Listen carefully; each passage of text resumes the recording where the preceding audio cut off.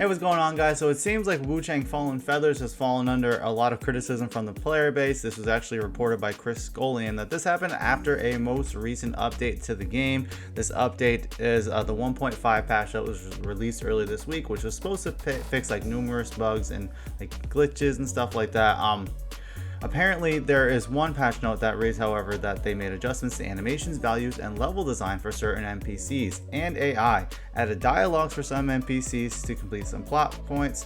They'll further optimize the exhaustion animations in the future to improve the plot performance. Basically, what happened is instead of some enemies dying, they'll now just collapse in exhaustion, and some of them will actually have new dialogue that they'll speak to the player, essentially changing the story of the game, but ensuring the plot still makes sense now that they're no longer dead.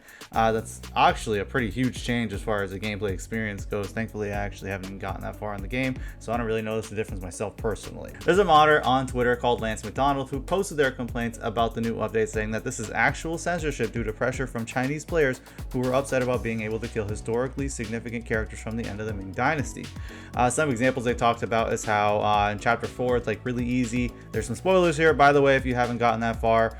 There's like a prison breakout sequence in this where now 50% of the enemies are non-hostile and you can attack them. Then I guess they added dialogue for the protagonist, so after you kill or exhaust an enemy or boss, they'll just say, "I will continue your legacy." McDonald kind of expands on this a little bit. This might be a spoiler here, but he says that it doesn't just change the story, it also ruins the entire point of the game's plot about impermanence.